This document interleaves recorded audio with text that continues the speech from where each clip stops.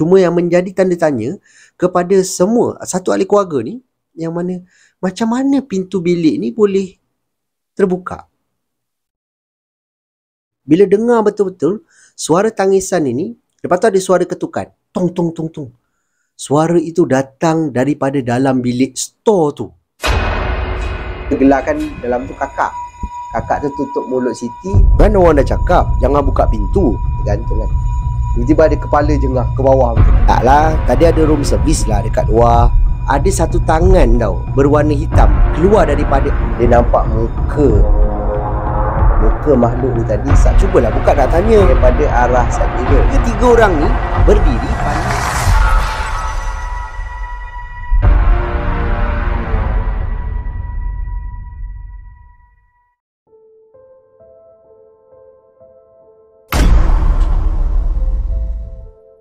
Assalamualaikum dan salam sejahtera.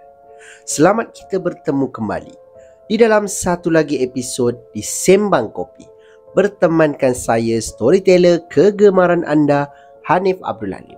Terima kasih diucapkan kepada anda semua yang dah pun subscribe dan terus menyokong channel saya ni. Dan yang mana anda semua yang baru je sampai ke Sembang Kopi ni pun, saya nak ucapkan selamat datang. Saya doakan anda semua yang menonton video ni dipermudahkan segala urusan anda semua dan dimurahkan rezeki yang barokah. Untuk kisah seram kita pada video kali ini, seperti biasa saya akan kongsikan dengan anda beberapa kisah seram yang dikirimkan kepada saya dan pada saya menarik untuk kita dengarkan. Tapi sebelum saya memulakan apa-apa kisah, ingat, jangan terlalu percaya dengan kisah-kisah seram yang bakal diketengahkan. Anggap sajalah kisah-kisah ini hanyalah satu hiburan semata-mata. Jadi, tanpa membuang masa lagi, get your coffee, jom aku story.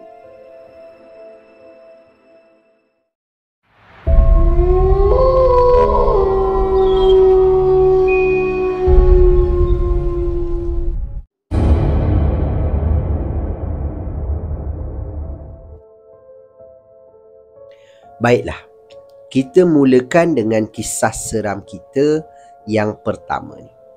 Kisah ini diceritakan ataupun dikongsikan oleh pengirim kita yang bernama Kamaria.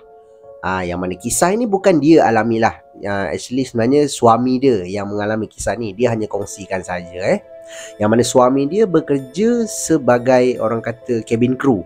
Dia tak tulis lah orang kata pilot ke ataupun pramugara ke, dia tak tulis. Cuma dia kata suami dia ni bekerja dengan syarikat Malaysia Airlines, MAS.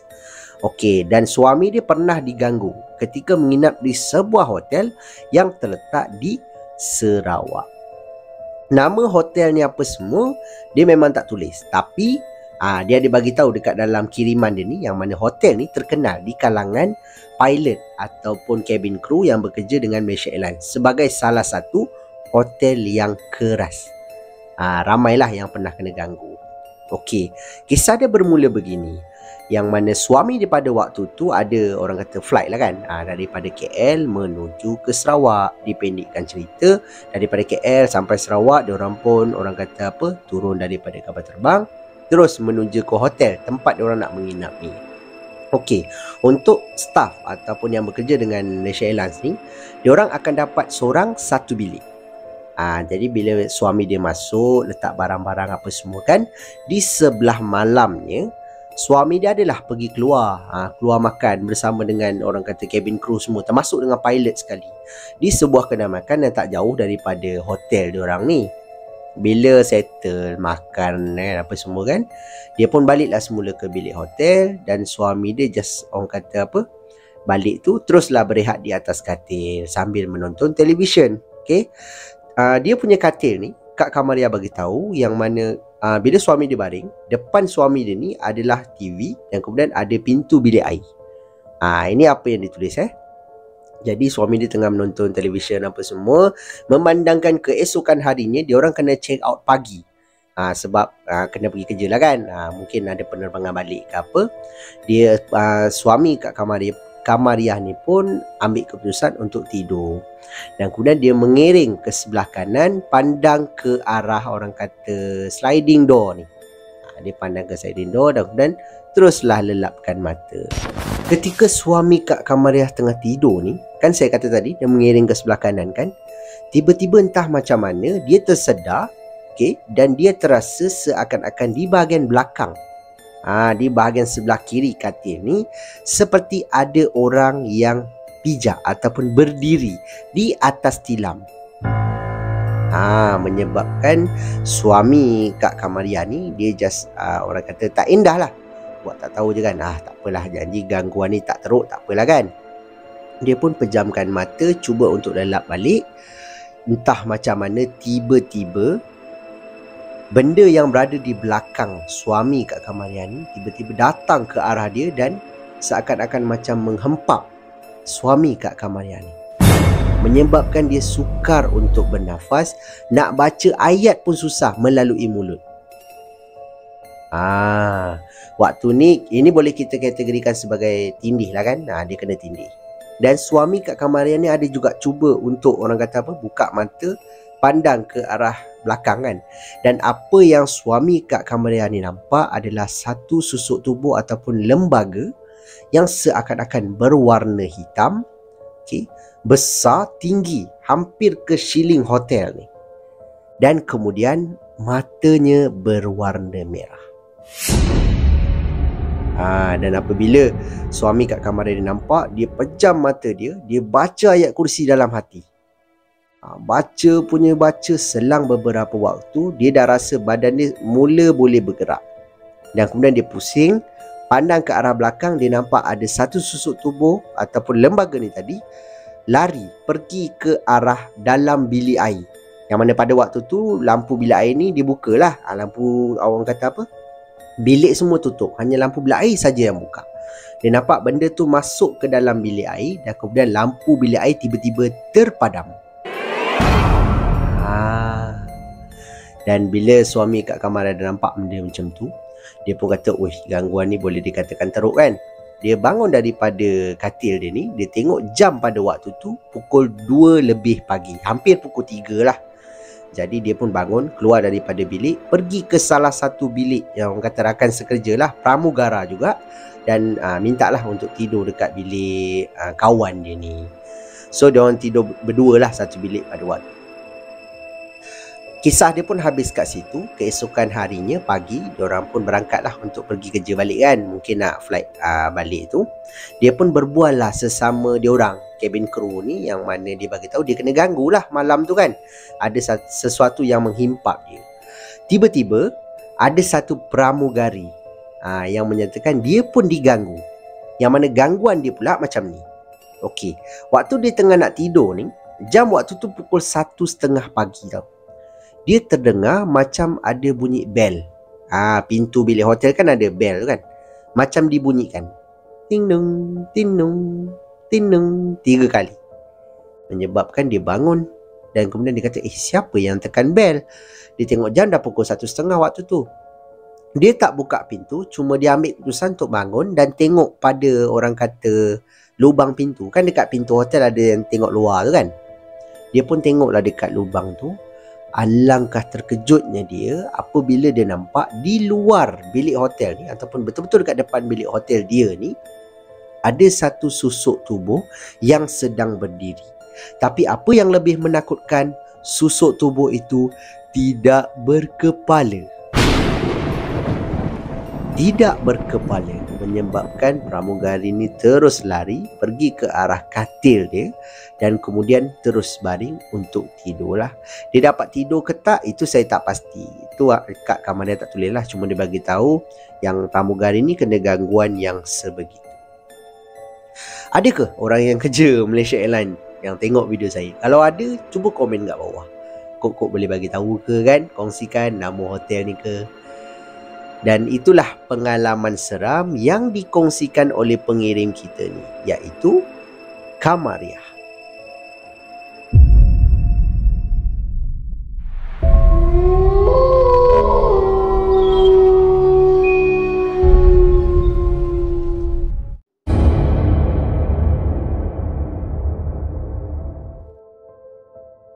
Kisah seram kita yang kedua ni pula diceritakan berlakunya kepada pengirim kita yang bernama Syarul. Yang mana Syarul ni nak berkongsi dengan kita semua satu pengalaman seram yang dia sendiri pernah alami sewaktu dia berada di rumah dia sendiri. Kisah dia berbunyi begini. Okey, Syarul bagi tahu di dalam kiriman dia ni tinggal di negeri Kelantan, okey. Dan kejadian ini berlaku yang mana pada waktu tu dia baru saja pulang daripada kerja. Okey, dia bekerja di sebuah orang kata kedai menjual makanan segera yang terletak di Kota Baru. Dia masuk kerja dalam pukul 5 pada waktu tu dan balik kerja pula pukul 12 malam. 12.30 malam lah. Balik saja daripada kerja, dikatakan dia tak terus balik rumah. Dia singgah dulu ke rumah saudara dia sebab ada urusan lah. Selang dalam 2 jam macam tu, dia pun teruslah orang kata bergerak balik ke rumah dia semula. Bila dia sampai rumah, Alhamdulillah tak ada apa-apa yang berlaku. Sampai saja dekat rumah, dia masuk dalam rumah kan, terus naik ke bahagian atas sebab rumah dia ni 2 tingkat. Dia naik ke bahagian atas dan dia dapati yang mana isteri dia ni sedang tidur di atas katil. Mana isteri dia dah tidur lah. Dia pun ambil lah tuala, terus masuk ke dalam bilik air untuk mandi. Selesai mandi, dia kata dia keluar, dia menunaikan solat isyak pula. Okey, settle je solat isyak apa semua. Dia dah bersiap untuk tidur ni. Dia pun baring di sebelah isteri dia, cuba lelapkan mata untuk tidur. Tapi entah macam mana dia kata dia tak boleh tidur. Dan tiba-tiba dia terasa perut dia macam lapar tau. Laparnya dia cakap macam tu kan. Aduh, nak makan dululah, dia kata macam tu. Dia pun bangun daripada baring dia ni, duduk dekat tepi katil dan kemudian dia pandang ke arah jam pada waktu tu pukul 4 pagi. Jadi dia pun bangun daripada katil, terus menuju ke bawah lah, turun ke bawah ke arah dapur dan dia ambil keputusan untuk buat mi segera. Untuk dia makan kan, just alas perut dia. Dia pun masak apa semua. Bila dah selesai je masak ni, dia kata dia nak basuh lah apa yang dia gunakan tadi kan, kuali ke apa ke. Dia waktu dia tengah nak basuh dekat sinki ni, tiba-tiba dia terdengar macam ada satu suara siulan. Suara siulan yang boleh dikatakan suara tu agak jauh. Datangnya daripada belakang rumah. Apa yang lebih menyeramkan adalah belakang rumah Encik Syarul ni dikatakan adalah kubur Kristian, tanah perkuburan Kristian tau. Menyebabkan ialah orang tua-tua cakap kalau bunyi tu jauh bermakna benda tu dekat kan. Dan Encik Syarul juga ada bagi tahu suara siulan ni kebiasaannya dikaitkan dengan hantu raya. Hantu raya tau. Ada yang kata hantu raya, ada juga yang saya baca kalau dengar suara siulan ni macam gula-gula kan, bungkus pun ada juga. Jadi waktu dia dengar suara siulan ni, Cik Syarul ni punya bulu roma dekat tengkuk ni naik tau. Naik secara tiba-tiba, menyebabkan datanglah perasaan seram tu. Dia pun tinggalkan kuali ni, tak jadi basuh. Dia angkat dia punya mi segera ni, bawa naik ke tingkat atas untuk dimakan di ruangan atas lah. Dan selepas daripada itu tidak ada lagi gangguan. Gangguan dia hanya di dapur tu saja. Dan dia ada tulis juga dekat dalam kiriman dia ni, yang mana rumah dia ni dikatakan sederet ni ada 6 biji rumah tau. Dan rumah dia nombor 2 lah, nombor 2 daripada 6 ni. Di rumah paling hujung, yang mana rumah nombor 6 ni, pernah berlaku satu kejadian yang mana ada seorang makcik yang tinggal dekat situ, usia lingkungan dalam 60-an macam tu, meninggal dunia di dalam rumah tu seorang diri. Tak ada siapa tahu tau. Dan mungkin lepas daripada tu jiran-jiran aku dapat tahu yang makcik tu dah tak ada. Dan selang daripada tu ada beberapa penyewa lah yang masuk sewa dekat rumah nombor 6 ni. Tapi masuk selang sebulan pindah keluar. Tukar lagi penyewa lain, sebulan pindah keluar. Tak tahu sebab apa. Berkemungkinan ada gangguan lah yang berlaku di rumah nombor 6 ni. Berkait ataupun tidak antara kejadian yang berlaku di rumah nombor 6 ni dengan kisah dia ni, saya pun tak pasti dan dia sendiri pun tak pasti. Cuma dia kongsikan dua kejadian yang berlaku, yang mana satu rumah nombor 6 ni, yang kedua adalah rumah dia sendiri di bahagian dapur. Jadi itulah pengalaman seram yang dikongsikan oleh pengirim kita ni, iaitu Encik Syarul.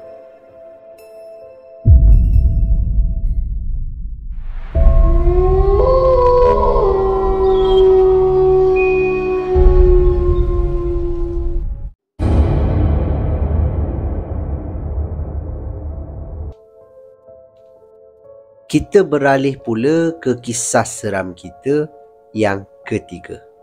Yang mana kisah ini dialami oleh pengirim kita yang bernama Hairi.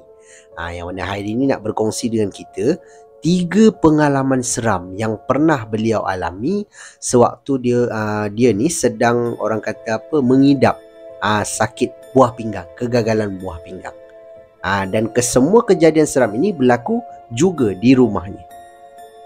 Kisah dia berbunyi begini. Okey, Hairi bagi tahu ialah bila dah kena sakit kegagalan buah pinggang ni, dia tak larat nak berjalan, tak larat nak duduk. Kebanyakannya dia habiskan masa dengan baring je tau. Baring je dekat katil. Dan dalam keadaan badan yang sedang lemah macam tu, memang senang lah ataupun sukalah jin ataupun syaitan ni untuk mengganggu kan. Okey, untuk pengalaman seram dia yang pertama ni, dikatakan berlaku pada satu malam. Yang mana waktu tu dia sedang baring berehat kan. Tiba-tiba entah macam mana dia terasa seakan-akan ingin buang air. Pada waktu tu. Jadi dia pun ambil keputusan untuk bangun dan kemudian duduk betul-betul dekat tepi katil ni tau.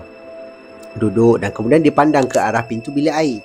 Pintu bilik air dia ni betul-betul bersebelahan dengan, orang kata, tingkap. Tingkap untuk menghadap luar lah. Jadi dia pun kata tak boleh tahan ni kan, nak kena bangun juga. Dia pun bangun daripada duduk dia dan mulalah berjalan pergi ke arah bilik air ni. Bila dia melalui orang kata tingkap ni untuk masuk ke dalam pintu bilik air, entah macam mana dia kata dia dengar daripada arah luar tingkap.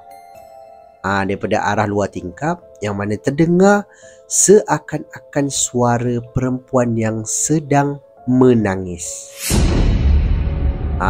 Suara itu dikatakan 3 kali. Saya tak pastilah macam mana, mungkin macam tu kan, mungkin saya tak tahulah. Tapi dia kata dia dengar suara tu 3 kali, suara tangisan daripada luar tingkap ni. Menyebabkan dia masuk je ke dalam bilik air, buang air macam biasalah. Dia just tak endah je benda tu. Lepas dia buang air, dia keluar daripada pintu bilik air, dia akan melalui lagi tingkap ni. Dan kemudian dia kata dia dengar lagi sekali bunyi suara tangisan itu datang daripada luar tingkap.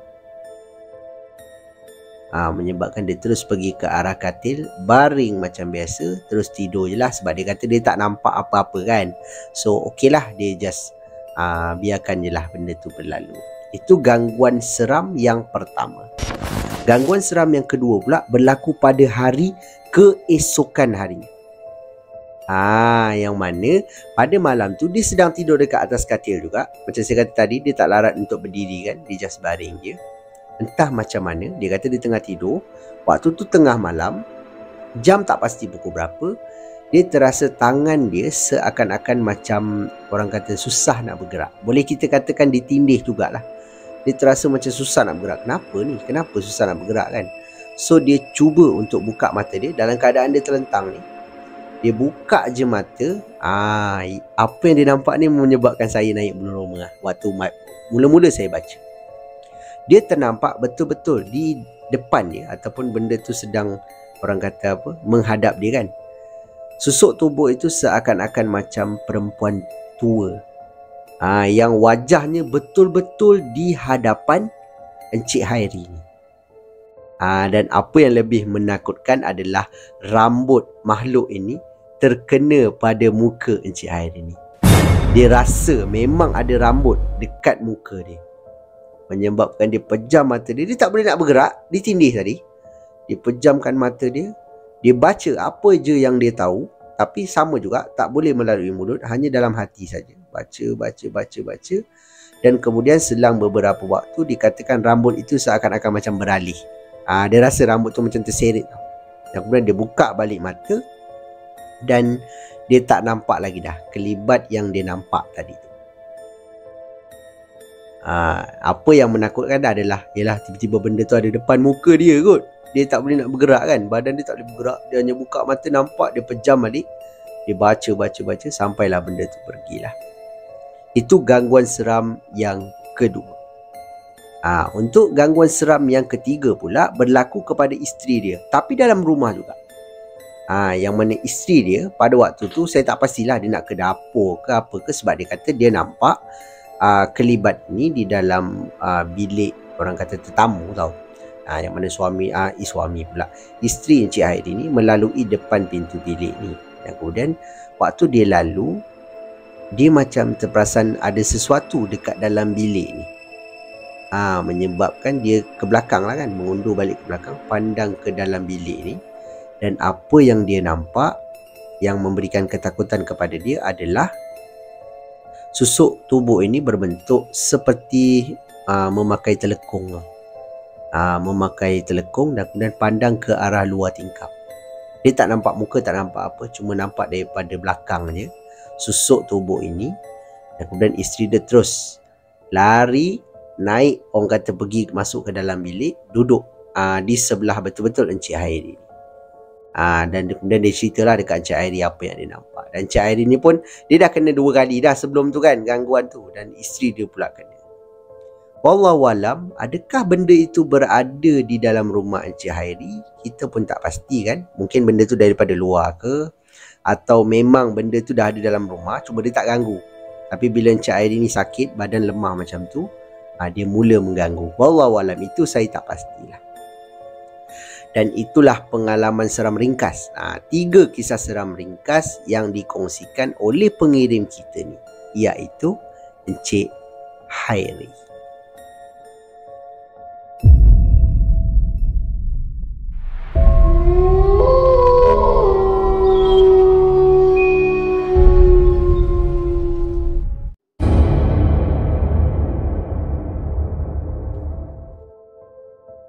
Kisah seram kita yang keempat ni pula dikongsikan oleh pengirim kita yang bernama Lan.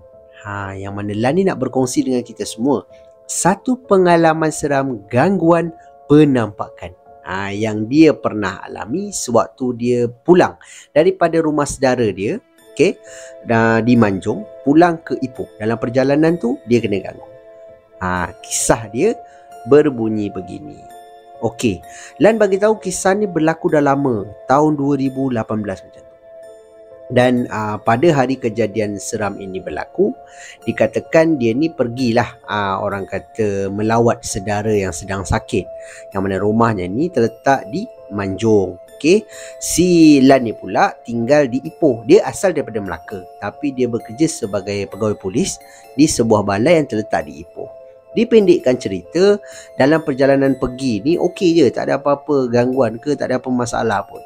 Sampai saja dia pun melawat lah kan saudara yang sedang sakit dan sebagainya. Dalam masa yang sama, dikatakan ialah dah lalang dia dah sampai Manjung. Dia kata dia berjalan lah bersama dengan isteri dan juga anak-anak dia kan, pergi ke pantai dan sebagainya. Balik daripada berjalan ni dah malam tau. Dah malam, hampir pukul 12 macam tu. Menyebabkan dia kata dengan isteri dia, yang dah ambil beg-beg semua, jom kita gerak balik kan, balik Ipoh balik. Biras dia berkeras tau, cakap gerak besok lah lepas subuh. Kan, lepas subuh gerak, ni malam-malam macam ni nak gerak, bahayalah, cakap macam tu. Si Lan ni pula dia berkeras. Dia cakap tak boleh, besok aku kerja pagi, jadi aku kena gerak malam ni juga. Tak apa, insyaAllah okey. Dia kata macam tu lah. Dia pendekkan cerita. Lah, benda tu pun orang kata apa, isteri dia pun angkat beg apa semua, susun dalam kereta. Dia mulakanlah perjalanan daripada orang kata Manjung ni menuju ke Ipoh. Pada awal perjalanan sampailah dikatakan ke kawasan Pekan Air Tawar. Pekan Air Tawar tau. Okey je, tak ada apa-apa masalah pun. Anak dia pun dah tidur kat belakang, 3 orang. Dia ada 4 orang anak, seorang isteri lah. Dan kemudian 3 orang anak dia ni dah tidur kat belakang. Yang berjaga hanyalah anak dia yang sulung saja. Dan kemudian isteri dia lah yang teman dia ketika memandu. Sampai saja ke Pekan Air Tawar ni okey je, jalan depan sikit. Dia kata dia melalui satu orang kata tanah perkuburan Cina. Di area Air Tawar ni lah. Sampai saja dekat tanah perkuburan ni, dikatakan waktu tu hati dia dah tak sedap lah. Dia kata, kenapa rasa macam dah lain tau. Lepas tu kereta dia ni seakan-akan terasa macam berat. Pada waktu tu. Dan waktu di tengah bawa ni, entah macam mana, anak mata dia terperasan. Di arah orang kata, daripada arah tanah perkuburan Cina ni, macam ada sesuatu yang sedang berterbangan. Dan apabila Encik Lan ni pandang saja ke arah tanah kubur ni, dia nampak betul-betul ada satu kain putih yang seolah-olah sedang melayang-layang.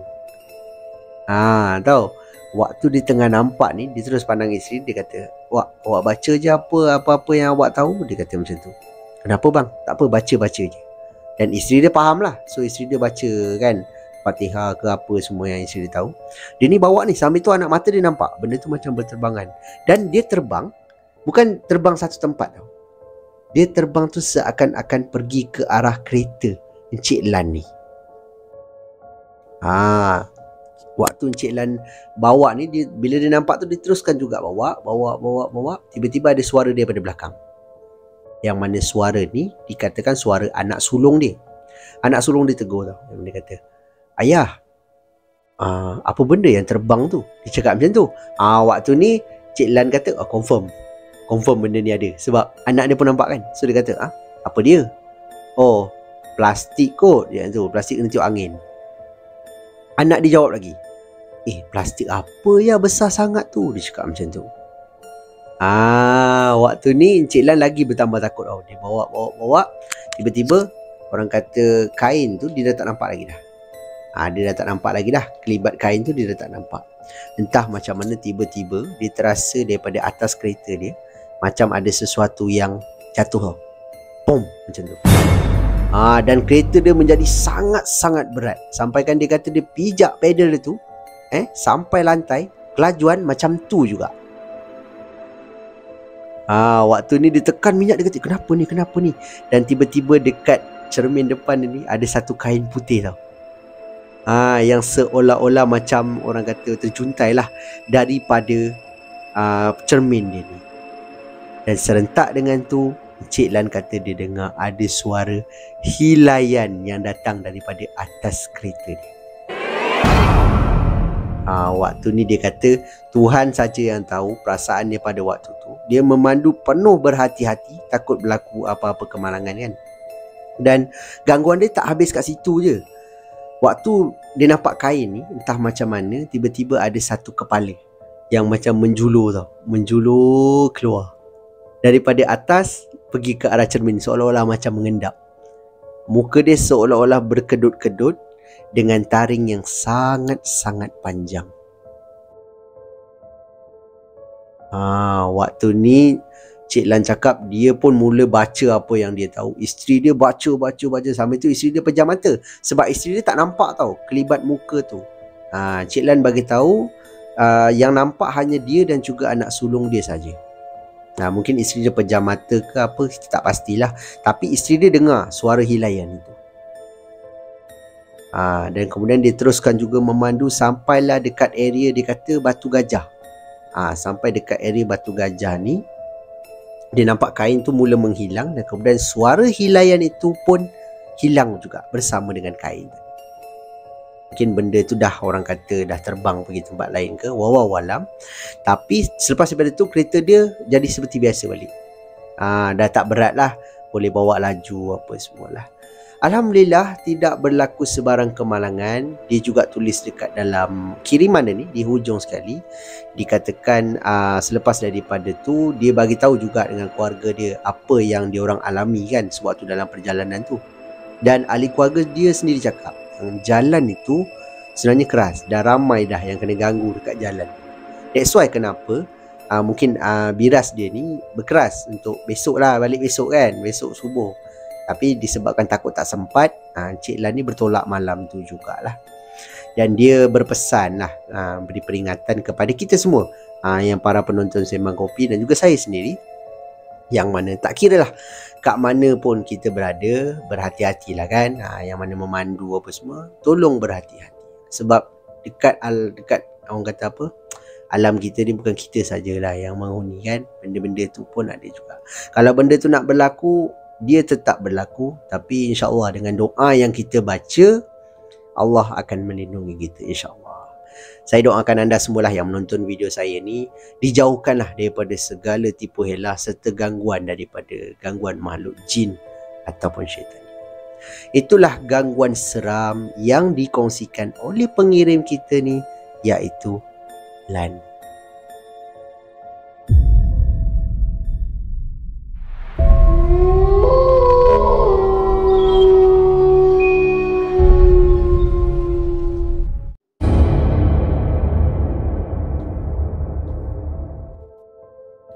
Sampailah masa untuk kisah seram kita yang terakhir untuk video kita pada kali ini. Kisah ini diceritakan oleh pengirim kita yang bernama Arif.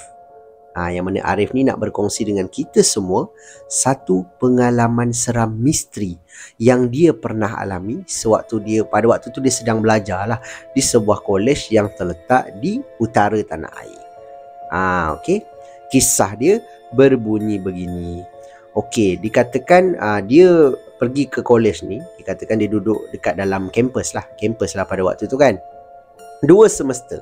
Yang mana selepas saja semester kedua, orang kata dia kena cari rumah sewa lah dekat luar. Daripada semester 3 sampai semester 5. Sebab yang semester 6 dia akan praktikal kan.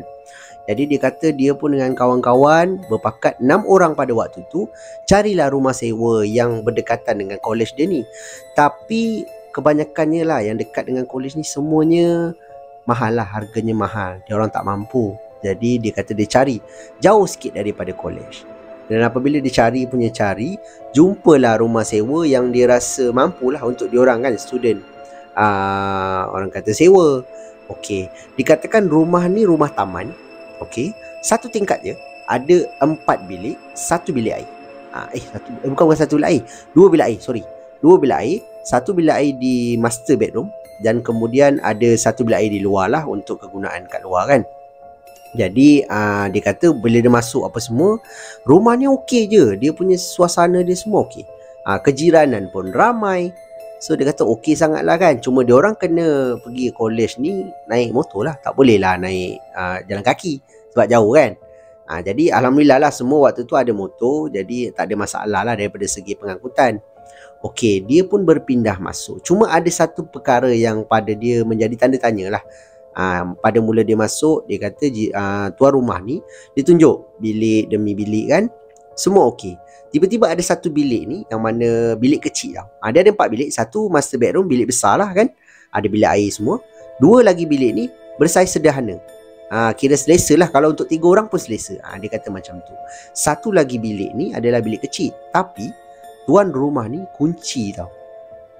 Kunci mangga daripada luar. Menyebabkan pada awalnya diorang tanya juga, Kak ni bilik apa? Dia cakap macam tu.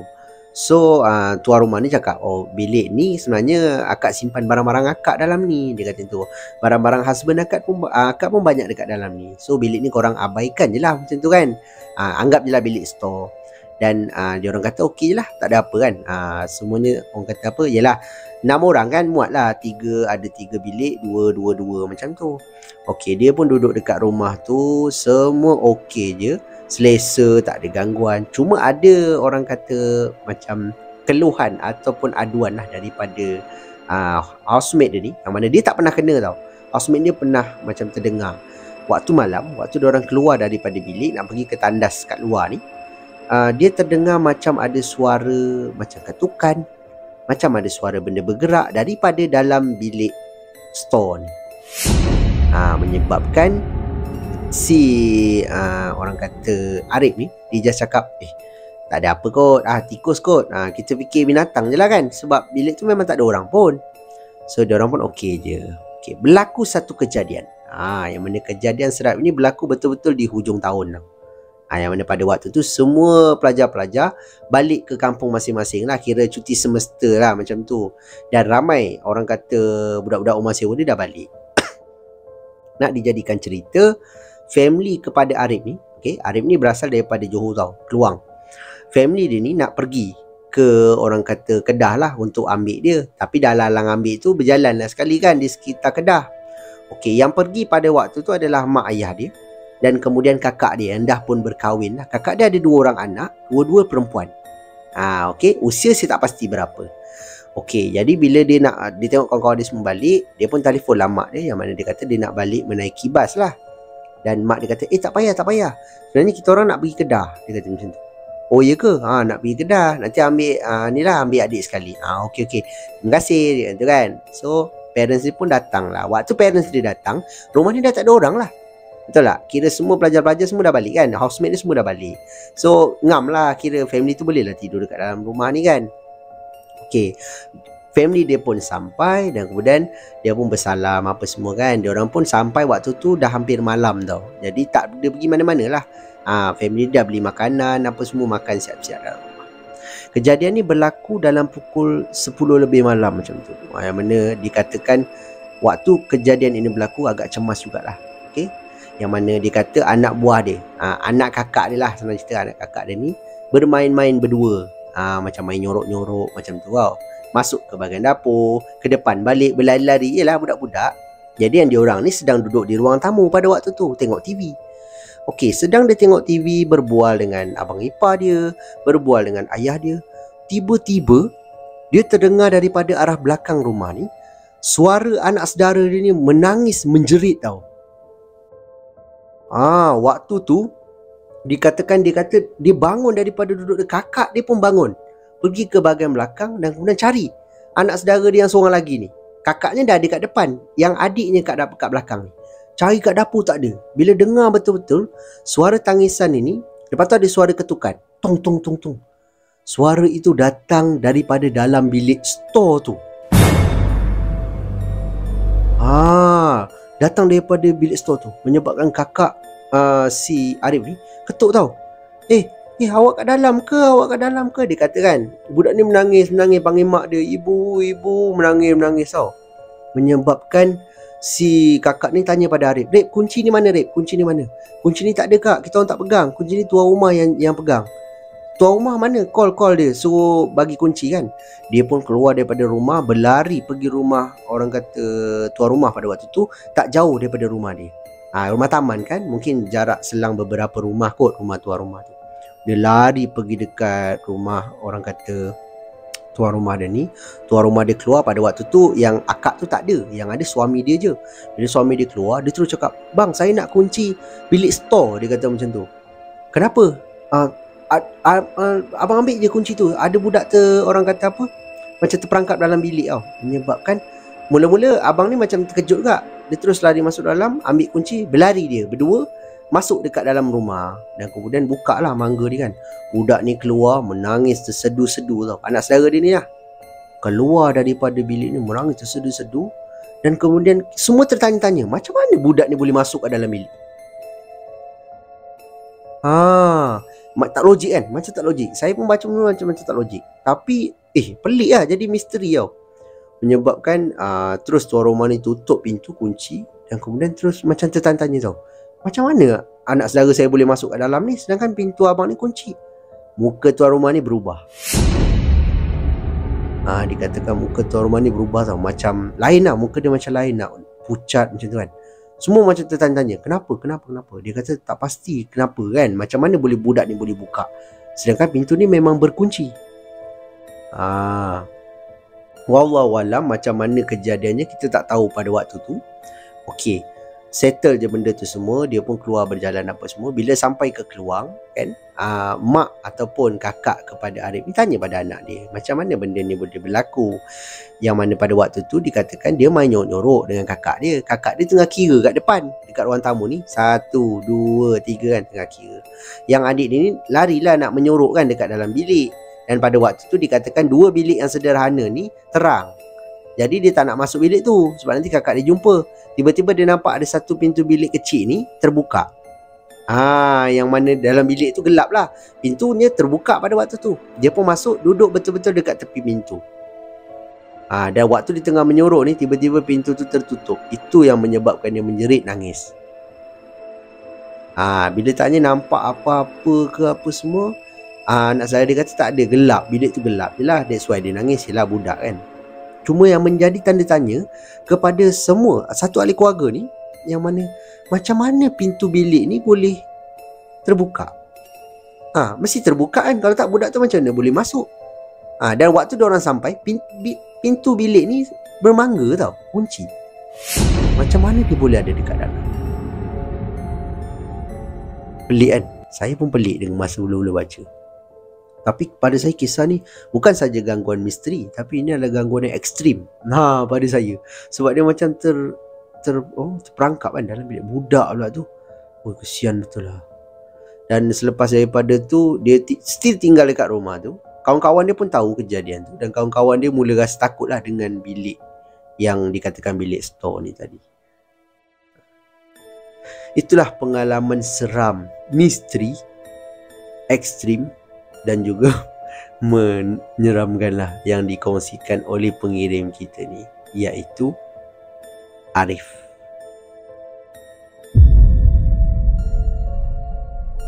Jadi itu sajalah kisah seram kita untuk video kita pada kali ini. Pada pendapat anda macam mana?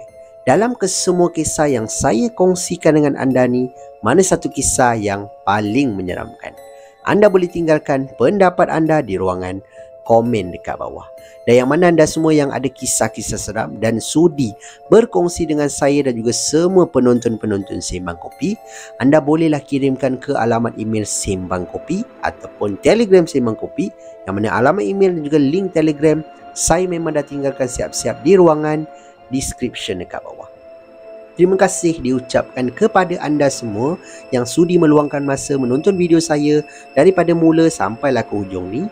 Saya sangat-sangat hargai. Dan yang mana anda semua yang baru je sampai ke channel ni, sekiranya anda suka dengan cara penyampaian saya, anda terhibur dengan kisah-kisah seram yang saya kongsikan dengan anda ni, saya hargai sangat-sangat. Kalau anda dapat bantu saya, bantu channel saya dengan tekan butang like, butang subscribe dan juga butang loceng supaya anda tak akan terlepas apa-apa video yang saya akan upload lagi lepas ni. Akan ada banyak lagi kisah seram yang saya akan kongsikan di dalam channel saya ini. Itu sajalah daripada saya. Kita jumpa lagi di video yang akan datang. Thanks for watching. Assalamualaikum. See ya.